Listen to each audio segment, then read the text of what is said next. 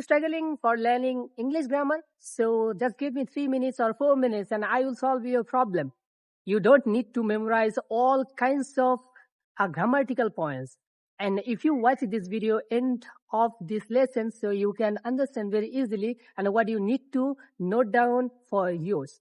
Hello everyone and welcome back to my new video, and I am Imon Hussain and I've been learning English around 3 years. And now what is my idea about English? So first of all, I will say tense is important for everywhere, and if you want to learn any language, so definitely you have to have the proficiency of English tense. So, and if you know tense very well, and you don't need to know and all are types of tenses, like 12 tenses. You just need to know just 3, 5 or 6 tenses, like present indefinite, present continuous, present perfect continuous, past indefinite, future perfect, like this. And those are important tenses. And if you want to learn English fluently, and if you want to understand others an equation, like if somebody are asking you questions, so they will definitely use on their question, those are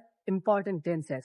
So second thing is that, and if you speak with yourself again and again, you can be perfect. And there are a lot of things we can very easily include on our learning stage. And if you don't start, you cannot be perfect. That is the important thing. And number 2 is modal auxiliary verb.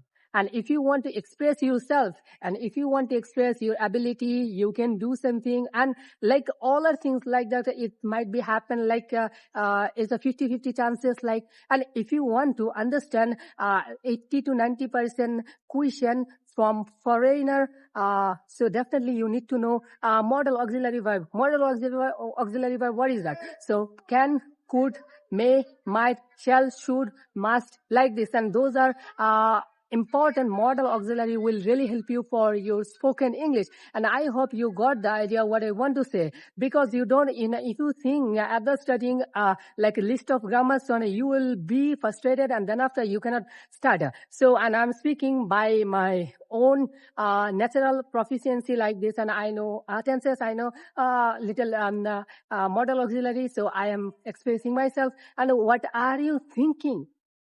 Use and learn just tense and modal auxiliary, and ask and make conversation with people, and then after you can very easily can boost your spoken English. Hopefully you understand what I want to say. And if you are watching this video from YouTube and from other platform, and I hope you will use those grammatical topics, and you will note down. You already know. And if you are watching this video, hopefully you are really crazy for learning English, for learning something new. So thank you.